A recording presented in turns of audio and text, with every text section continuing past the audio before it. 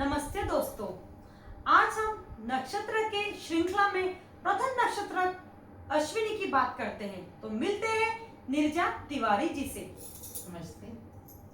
नमस्ते मित्रों। पहले नक्षत्र अश्विनी की बात करते हैं। अश्विनी, आप लोगों ने नाम सुना होगा, अश्विनी कुमार वैद्य राज की कहा गया है। इनको देवताओं के वैद्य कहे जाते हैं अश्विनी कुमार। रचना कैसे होती है इस तारा समूह की? दो अश्वों का मुख, ये दो मुख दर्शाए हैं सृष्टा ने। सृष्टा यानी ब्रह्मा ने सृष्टि को रचा और सृष्टा का रचनाकार, प्रजा और पालक एक ही हो गया। उस समय और भी किसी कार्य को करने के लिए अथवा जीवन की समांतर गतियों के लिए बाधाओं का सामना करना पड़ता था, क्योंकि कर्ता और पालक एक ही था। सृष्टा था और जिसे सृष्ट किया था वो एक ही व्यक्ति था, जिसे अश्विन कुमार कहा गया। दो अश्वों का मुख।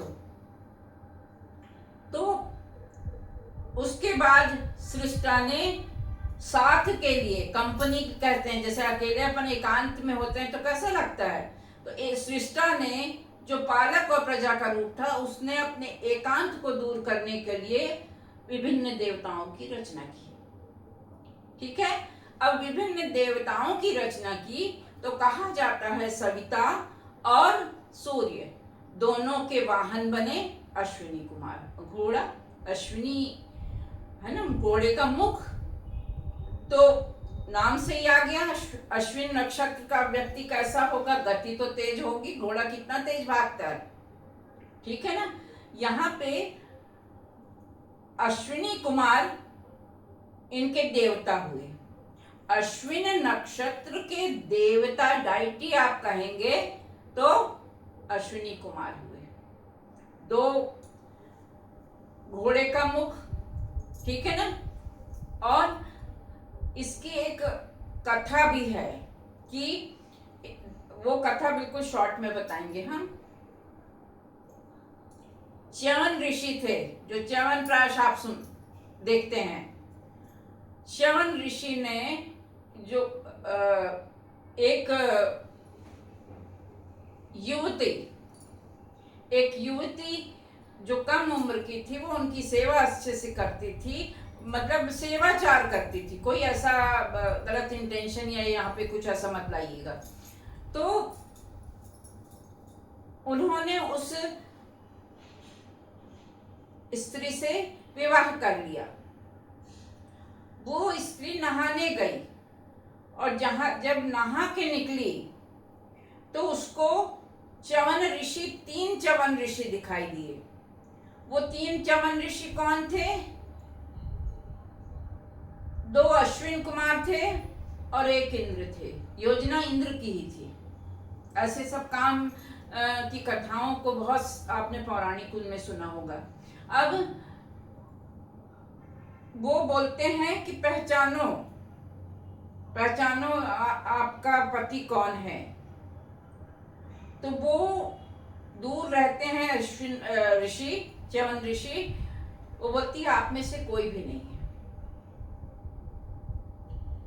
तो हालांकि वो उसके रूप में मोहित होके गए रहते हैं, इंद्र और दोनों अश्विन कुमार।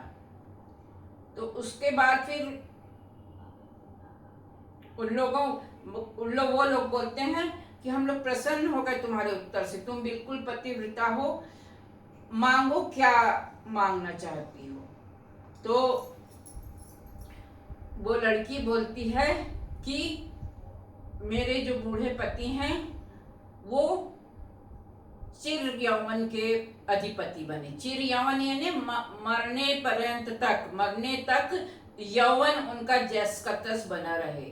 तो वो आशीर्वाद देते हैं और चले जाते हैं।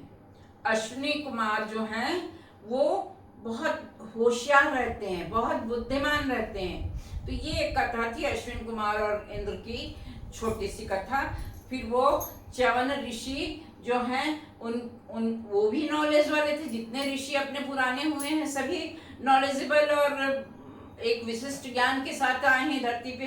तो च्यवन ऋषि के ज्ञान के कारण कुछ चीजें बनी जिनका नाम च्यवनप्राश रखा गया, और कहा जाता है उसको खाने से युवावस्था या चेहरे में लालिमा फलाना ढिकाना सब होता है। वो उस वही कथा है, उसके कारण है। तो अश्विनी कुमार बहुत जानकार, वैद्य की जानकार, और मेष राशि में अश्विनी नक्षत्र के 4 चरण होते हैं। प्रथम राशि है मेष, तो अश्विनी नक्षत्र के चारों चरण मेष राशि में होते हैं। इसीलिए मेष राशि का जो स्वामी कौन है? मंगल।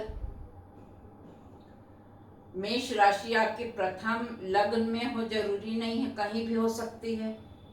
और उस मेष राशि में चाहे अश्विनी के चरण आ जाए, चाहे भरणी का चरण आ जाए, चाहे कृतिका का चरण आ जाए, तो तीनों मिलकर पुलाव बनाएंगे ना। सबके अलग अलग गुण हैं, सबकी अलग अलग चीजें हैं। अभी तो इसके आगे के क्रम में आपने कभी सुना या पढ़ा या देखा नहीं होगा, ऐसी बातों से आपका ज्ञान बढ़ाएंगे कि कौन सा चरण क्या फल देगा नक्षत्र का। एक ही नक्षत्र का पुरुष जातक पर अलग प्रभाव पड़ता है, स्त्री जातक पर अलग प्रभाव पड़ता है। तो अभी हमने केवल अश्विनी नक्षत्र की मोटे तौर पे बातचीत की है। अभी इसके 2 चरण बाकी हैं। 2 चरण दैट मीन्स एक बात ये बात की है कि पुरुष में क्या प्रभाव होगा, दूसरी बात स्त्री पर क्या प्रभाव होगा, और तीसरी बात इसका प्रत्येक चरण क्या क्या प्रभाव डालता है। बहुत विस्तार की बात है। जुड़े रहिए चैनल से, सब्सक्राइब करिए, लाइक करिए और ज्ञान से स्वयं को परिपूर्ण करिए। जय सिया राम। दोस्तों, तो आज के वीडियो में हमने जाना कि अश्विनी नक्षत्र क्या है, और उससे ही रिलेटेड हमने एक च्यवनप्राश की स्टोरी भी सुनी। तो मिलते हैं अगले वीडियो में। हमारे चैनल से जुड़े रहिए। धन्यवाद।